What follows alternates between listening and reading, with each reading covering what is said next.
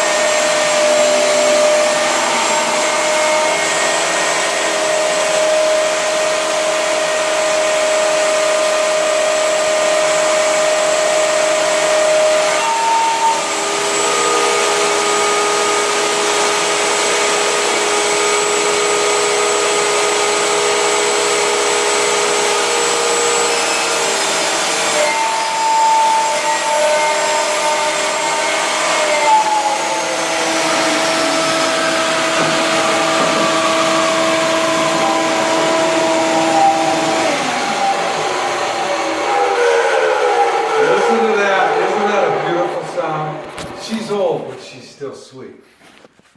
All right, well after that, what you have is a nice, real nice clean cut. This panel here is actually going to be able to be reused. However, what the situation is it's going to be a little bit long. So the only way to get that off with a little tenderness is to tap with a hammer, because as you know, they don't build things spectacularly. And so we need to shorten this guy. So usually just a couple little guys will allow you to take that out. Now what we've done is we've basically want to get to this panel, because this panel is going to be the same back as it was, except it's going to be shortened. So we do not any longer need these side pieces. And if you hit them evenly, all the nails will stay, or staples, will stay in there and over here. The other one is this panel, which came out.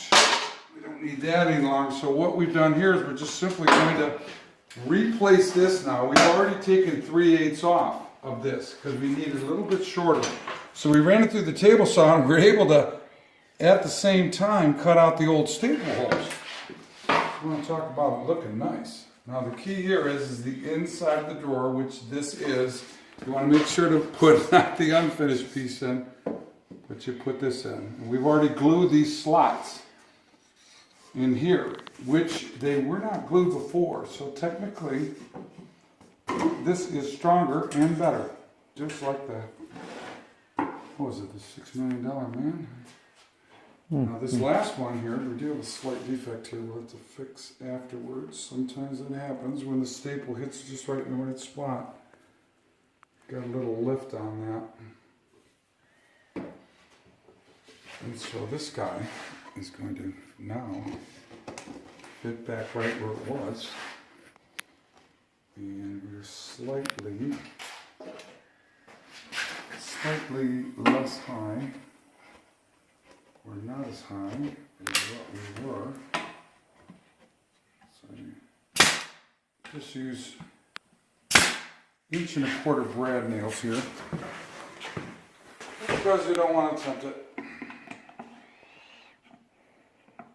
You have a nail. With the inside. And so that puts that together. So what we're going to do next, after I fix that little defect inside, is that Brian is going to apply the rails on here, and then we're going to video that while he's in the process of doing that when he gets set up in a moment. Alright folks, so Brian here, put a smile on your face, and what we're going to do is finish up this short shrink change drawer. What you want to make sure is that you don't get your tracks mixed on up. So this is going to ultimately be the left side and the right side. So this is the front end of the drawer here. We're going to turn this around. We have to turn this upside down, basically. So this is your front. It's going to go like this in, right? So we're going to turn this upside down. Now, since this is this side, we're going to take this track, put it in here. This is going to be the front end, right?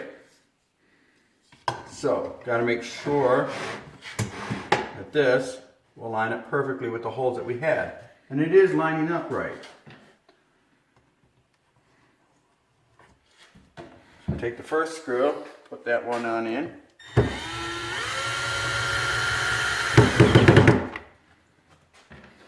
Take the second screw, put that right in here.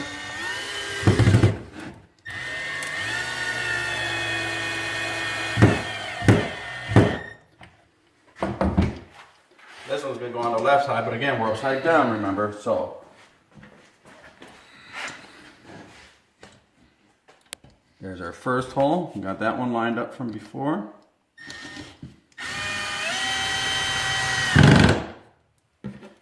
And then our other hole. Now normally I drill these on out and tap them on out, but the wood's pretty amazing, so you just got to be very careful and stern with it. There we go. Now we can flip this back on over, and eventually she's going to go in like that, but we have to put our front piece on. Now these holes are very critical to get lined up. Here's a trick that I learned a while back on this, doing these before. You take your first screw, and you get that line on up through the drawer here. If you can see, push this through. Now that'll help me to get the rest of these lined on up. It looks to me like that's going to go like that there. And we'll see if she does. Turn it sideways up in. You want to come around this side here, Ted. This thing's just long and bodacious. Get that to line on up. Yeah, I think that's going to be it.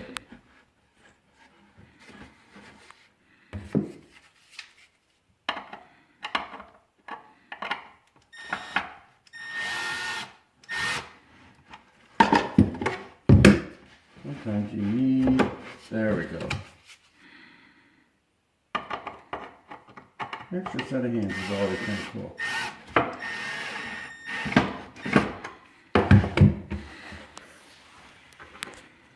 You can kind of feel where that's going to go in. You want to turn that in by hand. You don't want to force this in because you'll strip out those other holes that were there. There she goes.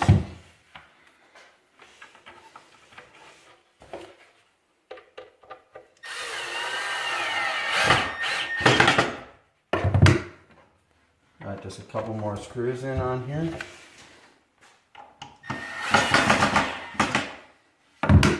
And our last screw.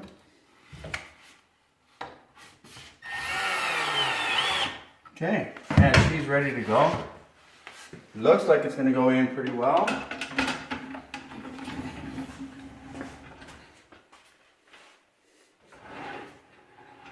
And put her on pause there for a second.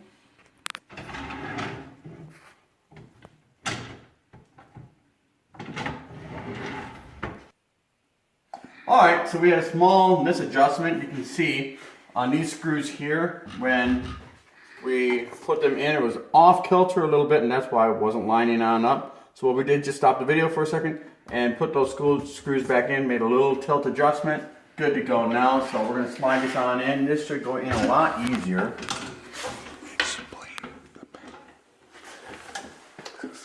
rails. And the rails in the back end here. Before we put this in, I want to show you. See these rails way back there? What we had to do is add a couple pieces in the back end as shims because this side over here was fine. This one we had to replace at the back end, so we put in a couple of screws at the back end. It's real sturdy now. That's not going to move anymore. And you also want to have them a slight tilt back so that the cabinet will go in instead of falling on out.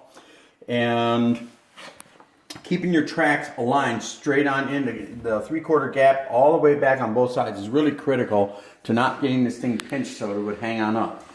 So as we put this back on in, she should just slide in real nice and easy like. And there she goes. One side note, that's kind of a cool deal. You can see inside, you got a little stash area in case you want to hide something back there, keep it from hands that would whatever want to explore. Hope you enjoyed this video. It's been a pleasure serving you.